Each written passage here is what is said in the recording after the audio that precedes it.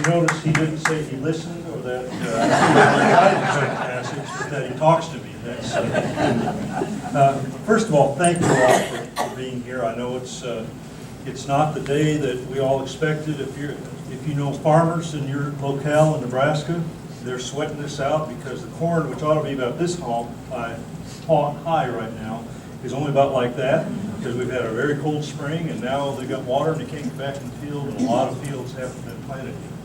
So of course that still is the main thing in Nebraska, and it's a huge support for all of our economies, for all of our churches, and so continue to pray for God's blessing on it.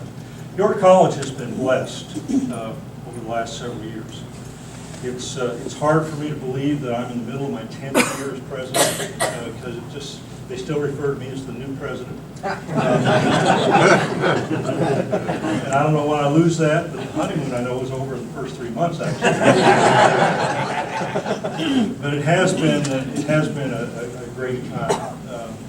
As always with all of our schools, but probably more especially the small ones like York and Ohio Valley and Rochester, there are real struggles because of where we are and the public that we deal with. I'll give you a little bit of my background because I was actually born and raised in Eau Claire, Wisconsin.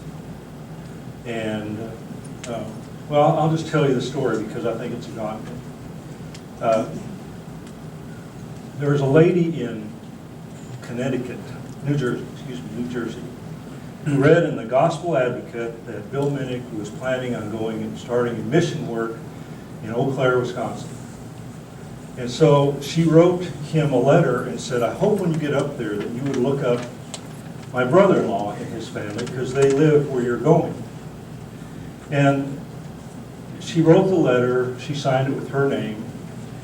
However, she failed to say where her brother-in-law lived, or what his first name was, or any of those kind of things. And she was, I love Roseanne to death. She's passed away now, but she was a little bit ditzy. So Bill Minnick files this letter away and says, I don't know if anything's going to ever happen. He doesn't even really tell his wife about it because it's so nebulous, the chances of any connection. And he thought maybe I can follow up on this later. Well, they moved to Eau Claire, Wisconsin, but they couldn't find housing in Eau Claire, Wisconsin, so they moved to a suburb called Altoona, which is right across the city boundary there. And they were renting a house, and Mary Minnick, his wife, came in one day and said, I've just met our neighbors. They're pretty nice people.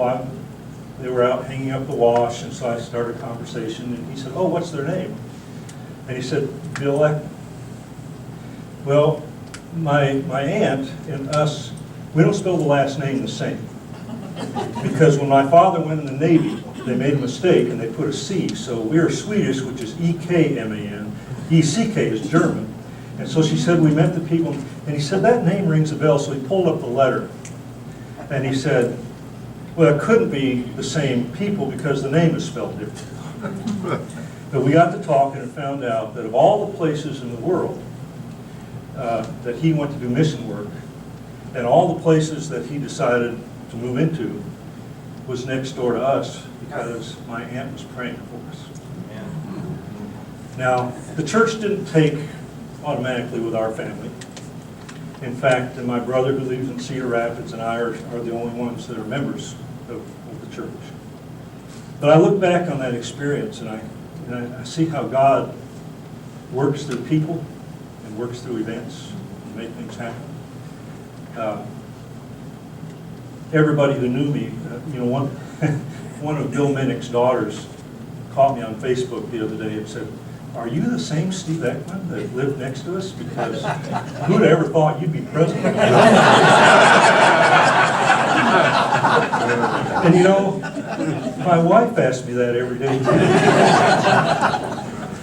But it has been a real blessing to be here and to be a part of something that is bigger than all of us. People ask me how things are going at work. And I have a kind of a pat answer that God has blessed us way beyond our abilities, way beyond what we could even imagine. And there's nothing that $1 million and 100 more students wouldn't fix. And so if any of you are in that market, I'm going to tell you a little bit about York College and then talk about who we are and what we do here. As a lot of you know, most of you know, the story of York College is one of God's providence all the way along. This school was started in 1890. We celebrated a few years ago our 125th anniversary as a school.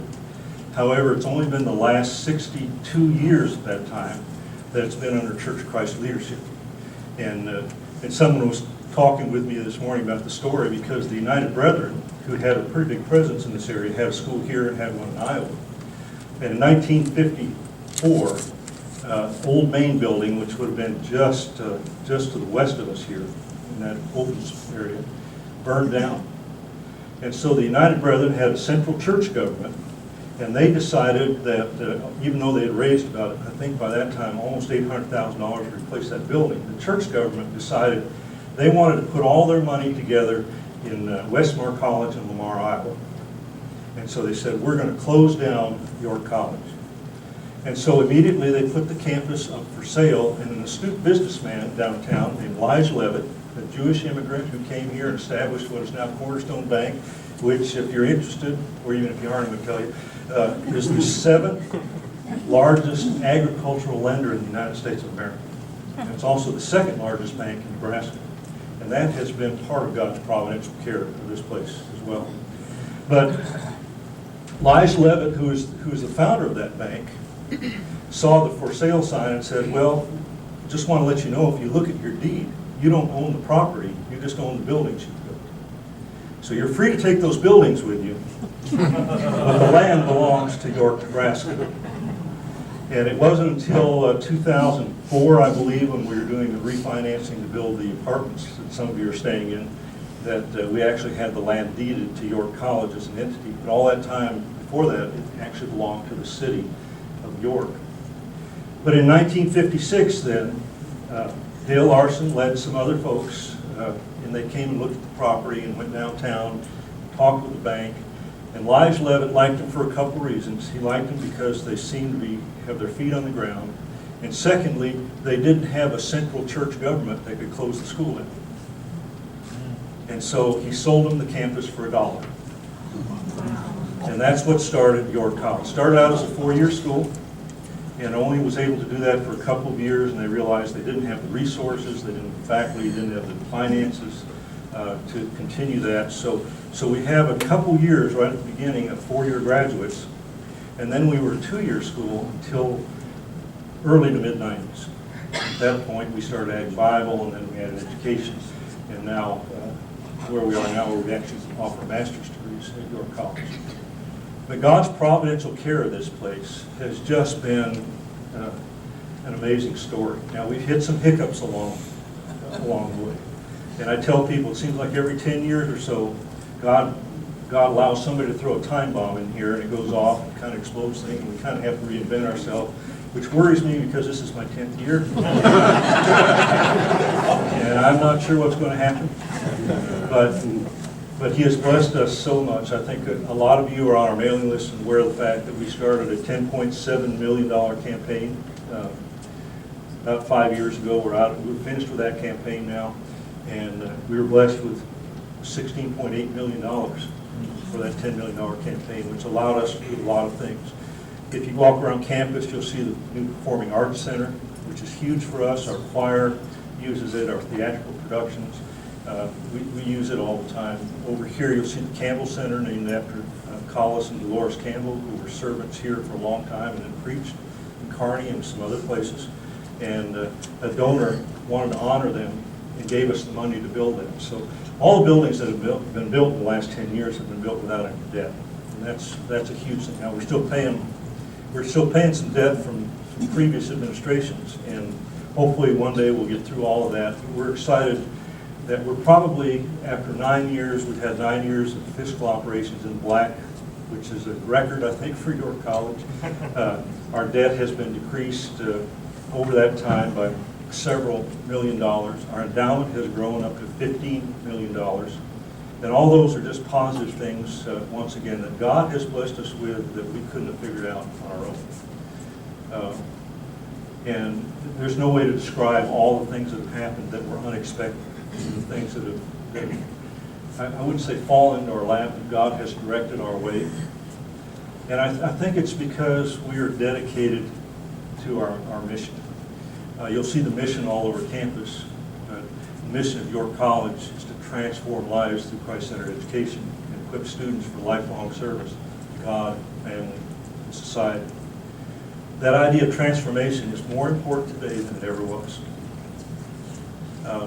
One of my favorite passages, I talk about it quite a bit, is in Acts chapter 17. I think it starts about verse 22, where Paul is in Athens, and he's talking about, he sees that idol to an unknown God. And so he starts really a new chapter in his ministry, because he has never presented this way before. He says, the God who made the world is Lord, and everything else, is Lord of heaven and earth. He doesn't live in buildings that men build. He isn't served by human hands as if he needed anything, because he gives all men life, breath, and everything else. From one man, from one human being, he made all nations of men. And he set the times where their times in history and the places where they should live, the borders of their lands. God did this so that men would reach out for him, seek him, find him, though he's not far from each one of us. The mission of York College is really bringing that down to the level of every individual student who touches this campus. I was talking to David Condra this morning. Students are different than when I went to school. I went to school here back in 19, none of your business. And I remember the problems we had back then. If your hair was over your ears, over your collar, or your skirt didn't touch your knees, you were in disciplinary trouble. Boy, I wish we had those problems. If you're keeping up with society and what's going on in the world and the things that we have to deal with because the students come to us from so many different backgrounds. Fewer and fewer of our kids not only are Church of Christ, but have any kind of faith base at all. And so the mission that we have to transform lives is the first step in trying to lead them to Christ. I mean, that is a huge deal. I joked with the Van Gumpel family. Sarah is a teacher here at Kent. Her husband works in town. But their house has become the new baptistry because they've got a hot tub. And, in February we had a baptism. They went to the Van Gumpel's hot tub for baptism. And I love the fact of all these things going on around us. But the key is the kids are coming here, and our goal, this is almost hard to say, but our goal is not education. Our goal is transformation. Now we can't always see that happen here. We can't always guarantee that it's going to happen to every kid who touches our campus. We have some who touch our campus and then go away and kind of go off the rails. Real honestly, it's kind of interesting that some of the church kids, I'll put quotes around that, who come here have a harder time living under our rules than some of the people who come, because if you come from a spiritual or church background, we pretty well explain to you, you go to chapel every day. You're going to have to take a Bible class. And they're prepared for that, but some of our church kids come and they're sensing freedom, and sometimes they go off the rail a little bit. But that's probably some of the most important lessons that they will learn. I had a young lady in my office last fall, and she had done something she wasn't supposed to do. It involved a guy. I won't go any further than that. Say it was not a good situation. And the young man convinced her that if we just don't tell them anything, they can't prove anything, and we'll be okay. And she went to student development and had some disciplinary things there. She appealed the decision there. Eventually she came to see me. And I said, I really feel for you. But you've had like 4 opportunities to tell the truth, and it's too late. Now, I wish I could help you, but the time to tell what happened was a long time ago, and you've ruined both your character and your integrity by not living up to what happened to you. Well, I called her after she got home after a few weeks and asked her how she was doing. Obviously, she was upset and everything. I hope she tries to come back, but even if she doesn't, the lesson she learned was important. And that lesson is, tell the truth, and things will work out the way they're supposed to. I met a young man who was a graduate just in the last couple of weeks. And he actually came by the office. And he said, when I came here, he said, I knew what the rules were. He was a transfer student. He said, I lived by those rules and resented every minute of it.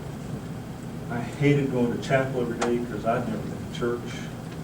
I hated the fact that I'd be in the dorm and I couldn't have a female in my room like I did at my community college I went to. And he said, I fought that for 2 years. And he said, I look back now, he says, the best thing that ever happened to me. And another young lady who came in who's we just dismissed. And she's trying to get back in school. I hope she does. She's got a lot of hoops to jump through. But she said, I realize now I needed this structure because I've never had it before in my life. My father's in prison. My mother has disowned me. I've been living with whoever would have me. I've done drugs. I've been drinking. And this is the first place where people cared about me enough to hold me accountable.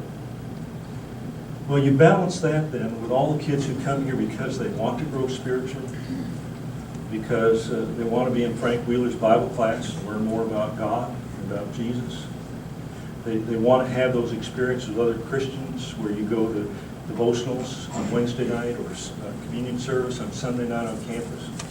And those kids grow as well. But it's hard to say, well, we're going to take a student from here and put them here at the end because we never know. Didn't Paul say that? I planted, Apollos watered, who gives the increase?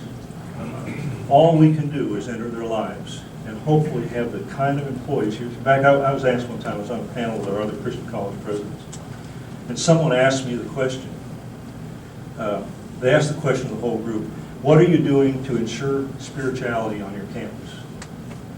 And after a couple of what I call the big guys, the bigger schools, gave an answer about the programs they had. Somebody said, I want to hear from your college. What do you do? And I said, we hire the right people. Because who's going to be around these kids? Their faculty, their coaches, everything else is going to have more impact than anything we teach or any kind of curriculum that we try to put together. Because living with those people on a daily basis, I see Christian shaking his head back there, is going to make a huge difference as to what you find important.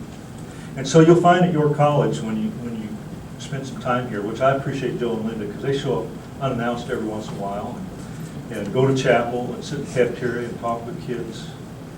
It really is an experience that I wish everybody could have.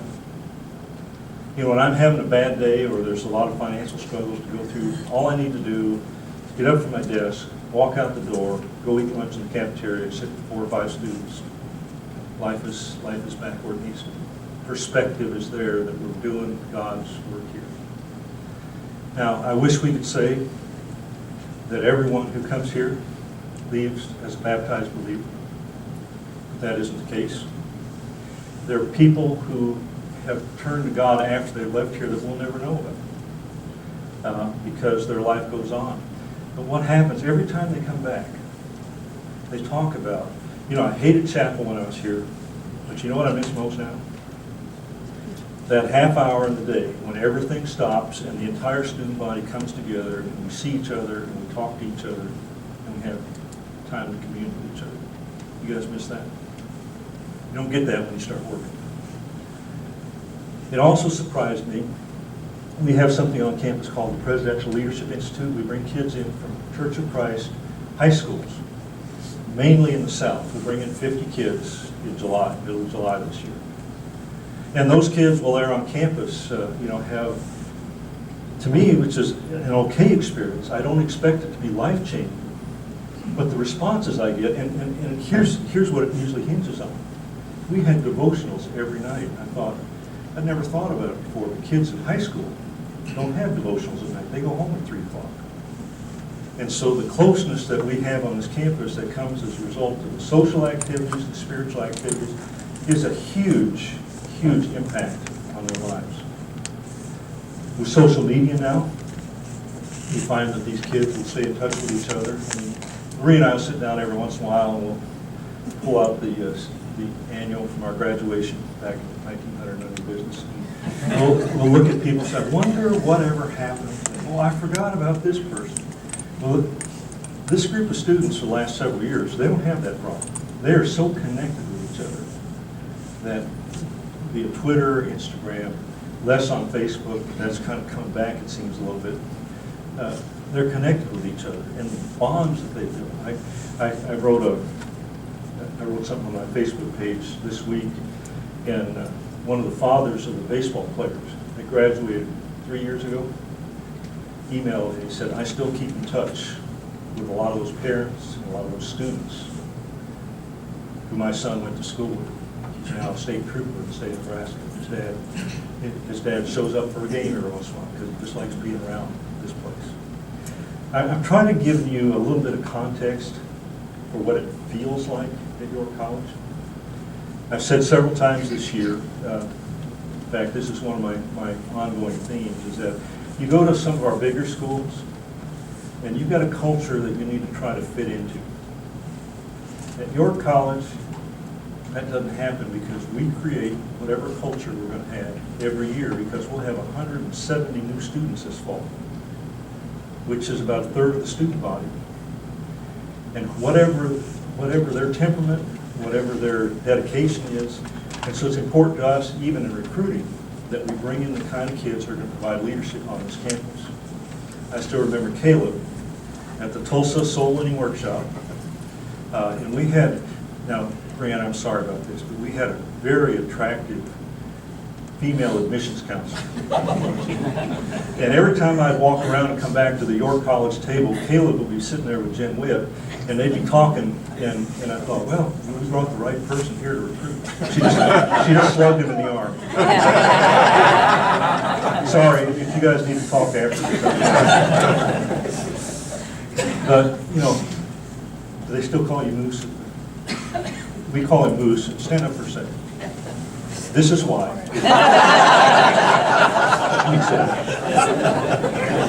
He's now a youth minister in Omaha. And he is just, both he and Brianna, Brianna was evidently one of our presidential scholars that we were talking about. Came from Michigan. Yeah. And the two of them met here, but I can't imagine what their years at York College would have been like without them, because they both provided leadership, spirituality, helped us to shape who we were that year. Every year that happened, it's so exciting. We've started now in the summer months of York College. It used to be summer was, oh boy, the students are gone, we can take a breath. Well, we had graduation last weekend. You guys are here this weekend. Next weekend is Roundup and Sojourners, and then after that we have Presidential Leadership Institute, and after that the kids start coming back. There's no downtime anymore. But there's probably not a better place to have an impact on a young life, because we know our students. A lot of people say that. In fact, that's one of the concerns I had. I'd hear people talk about, well, you come to XYZ Christian College, one of our sister schools, and you're not a number, you're a name, people know who you are. And that is true. But it can't compare to what happens here. Because what they're saying is your teachers will know your name. Your dorm supervisor will know your name. Here, we're likely to know most everybody's name. If you work in the business office, if you work in the financial aid office, if you work in the president's office, you interact with these students on a daily basis. And we become a family. And that changes the dynamics and the whole culture and atmosphere of who we are. Just to kind of kind of update you on where things are. Last year, we've had a few years of flat enrollment, about 400 students. Last year we had an 8% increase and a 15% increase in new students. Once we got on campaign mode, we started working more on admissions, and it looks like that is really going to take hold. Our kids, 70% of them are outside the state of Nebraska. Very much unlike any other school, private school in the state of Nebraska. Over 40% of our students are minorities, which is a huge deal, and it's so exciting to me to watch the interaction between the students coming from different cultures. And I'm not just talking about a culture because of their ethnicity, but a kid from New York, or a kid from Louisiana, a kid from Dallas, or a kid from San Diego. And they get to Nebraska, and some of them have never seen the campus before they walk on it, and they look around and say, you know, is this it? In fact, one of my favorite things every year is we talk to the parents, have what we call parent orientation. It's a group kind of like this. And I always love to say, okay, we're going to stop for a minute. I want you to get up and shake the hand of the person right of you, shake the hand of the person left of you, introduce yourself.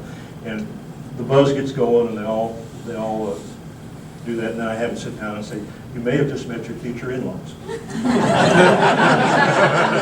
all of a sudden it gets real quiet. But that's part of the relationship building. You know, what better place to find the person you're going to spend the rest of your life with? And that happens a lot. It doesn't happen the same way. Lorene and I got married after our sophomore year at North College. And, you know, God has blessed us with, we'll be married 47 years this fall, and that's a long time. But I can't imagine having that kind of relationship on any other campus. I know I would have done that. But the fact is, here, it just kind of embraces you and engulfs you. We're very proud of our success in a lot of areas. We've added a couple master's degrees.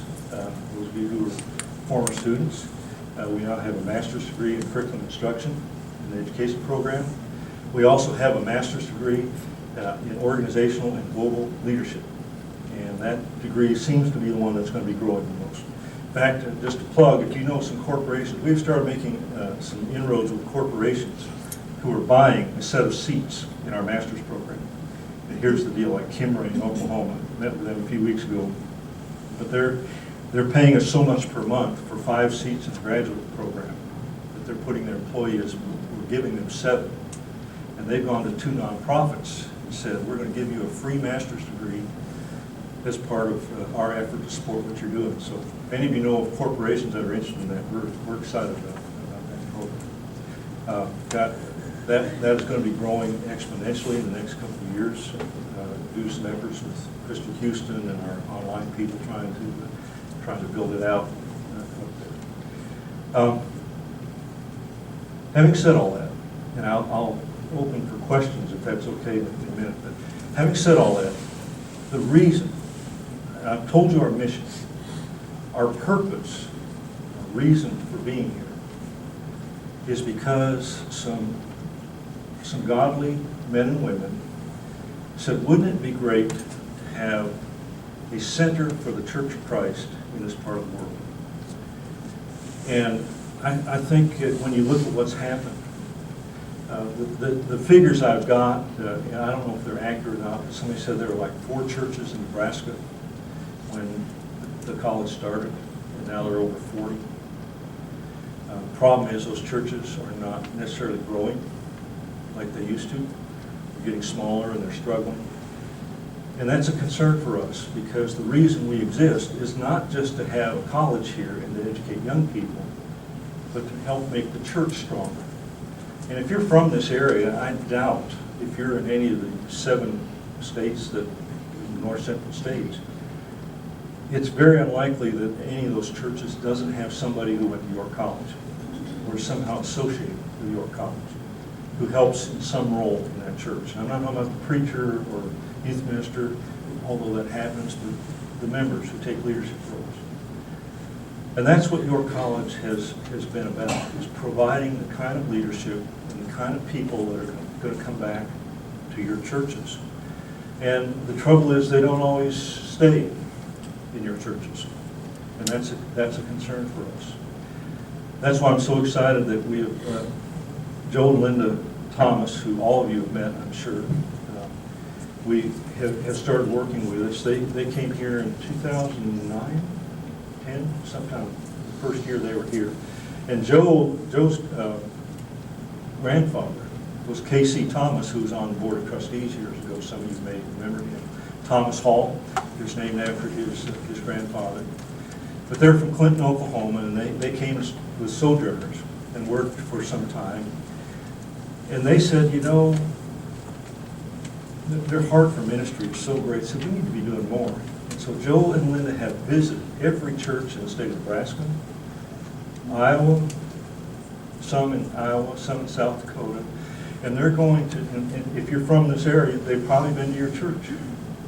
And they're looking for ways to strengthen the church. Our Board of Trustees met a few years ago and said, you know, what we really need to be working on is finding ways to strengthen the church.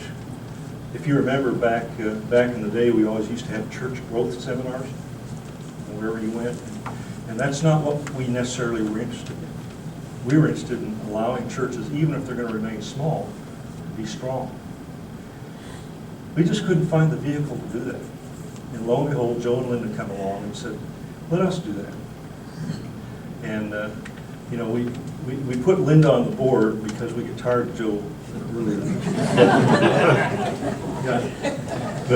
But Linda, you know, both of them were educators, but Linda had administrative roles, and Bill honestly adds a lot to our board because of her perspective as a K-12 educator, and also as bringing a female perspective. Sometimes our board meetings get a little male dominated. And Linda spoke up at the last board meeting for the first time. I'm so proud of her. But they decided, let's make that our job. And so they're doing a couple things. One is Doors of Opportunity. This is the third year now that we've done this. It's a little different every year. I think we're feeling at the Bible Teachers Workshop. They said, let's put that in with the Doors of Opportunity and do those things to help churches find ways to get stronger. And then they said, you know, we noticed that we don't have as many people going out from York College to speak at your churches as there used to be back in the good old days. And, you know, I have this policy that I adhere to, and that is I never go speak anywhere I haven't been asked to. Think about that for a minute. Because, you know, but Joe and Linda now have reached out to churches and said, you know, there's people at your college that could come and speak at your church, whether you're going to be gone or even if you just want to have someone. And so, how many, Joe, you're going to talk about this a little bit, but how many would you think you sent out so far this year? So a lot of churches are looking at that, and we want to be a resource for you. The church, the college exists to serve the church in this area. That's going to take on different looks at different times. Our main mission is to take these young people and turn them into Christians. Okay? That's number one. But along the way, we want to be of service to the church because the church is why we're here.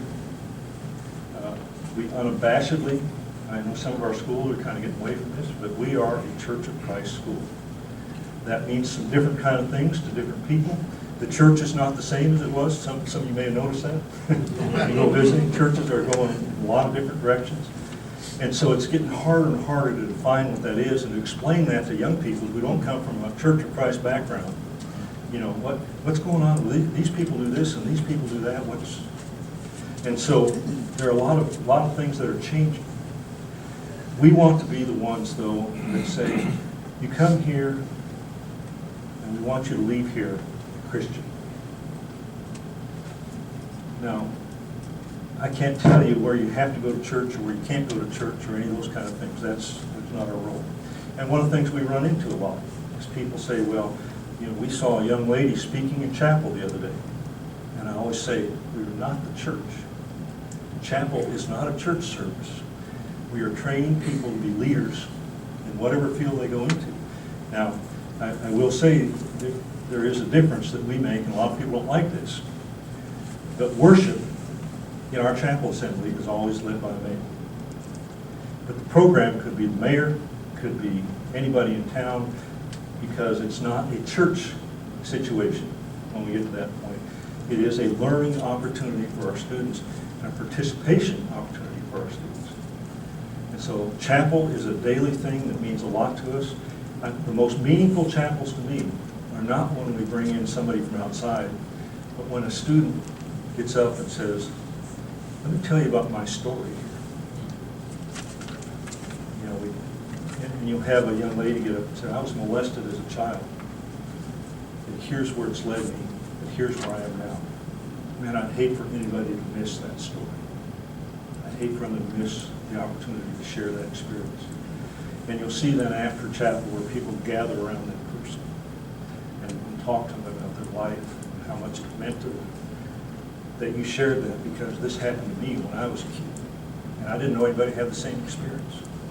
Those things happen every day on this campus. We were blessed to have Dr. Sam Garner, who has been our director. He's now Vice President for Spiritual Development. His job is to have input into every decision we have and talk about what it means to us spiritually, how it's going to make a difference, mainly in the lives of young people. But I'll tell you that mission statement to transform lives doesn't just apply to students. All of us who work here, what a great place to work. Because you not only see their transformation, but you're being transformed. As kids struggle through life, as they struggle with you, and as they share things with you, it changes who you are in a bit. It helps you become stronger. It helps you, I think, have a better understanding of God and the diversity of all these people that He's put on this planet for us to minister to. Once again, I want to welcome you. Hope you have a great time while you're here. Hope you have a great learning experience today. Sojourners, hope you get a lot of work done over the next few weeks. Rounduppers who are here, this is a great kickoff for a week. Gail told me we could have about 120 to 140 people on campus over the next few days, getting ready for all the things that are going on. So thank you for being here. Anybody have any questions they would like to ask me before I turn it back over? Yes, sir. Yeah, I appreciate the last comments you made toward the end. I'm Danny Jacob from Grand Island, and so I had some questions about what are you doing to maintain connections with the churches, and I heard that there might be some lack of that. 30 years ago, all 4 of our children came here because of recruiting. Part of it was because of recruiting they did in Minnesota back in those days. And so all our children went here, and which was a very good thing. So it was always, I guess, 20 years. I'm not that old. But anyway, so anyway, we appreciate your college a lot. I did not know, we just moved here. I did not know whether York has continued to reach out to churches and to kids like they did 20 years ago. And if they don't, I would encourage you to do that. Yeah, it is a different job than it used to be, but I will tell you that a lot of our connection with kids comes from Bible camps now. We've got, 8 people out right now going to camps this summer. And we'll go to Nebraska Youth Camp, we'll go to Flaming Pine, then we'll go to Wisconsin Christian Youth Camp, Silver Maple, Happy Hollow. They're all over the country, and that's where we're making most of our connections. It is a little different than it was. I remember when I was over admissions back here in the late 70s, we visited every kid on our mailing list. So, I always got the Montana, Idaho, Wyoming trip. It would take me about 3 weeks, but I'd go to every town where you had a kid and visit with that kid. And the problem is now, our mailing list may have 15,000 people on it. And there's absolutely no way, we've got 3 admissions counselors. So we have to really target, where we're trying to go. And obviously, if a student shows interest in us, we're all over that student. The problem I'll run into, and I just want to say this, because the problem we run into is we'll have people say, hey, you ought to be talking to so-and-so that goes to my church. And we will call so-and-so, we'll text so-and-so, we'll email so-and-so, and they never respond. And then somebody says, did your college ever contact you? I never heard anything. York College. Well, they did. It's kind of, there's a young lady here named Cassidy Wilson. Cassidy is from Oklahoma City, more in Oklahoma. And she went to Winterfest in Dallas. And while she was there, she went to our table because we were giving away free T-shirts. It's kind of a Caleb Smith story. But she got the free T-shirt, talked to a few of our students, and fell in love with the students she met there. So she went home and told her parents, I'm going to York College. And they said, where is it? Somewhere in Texas.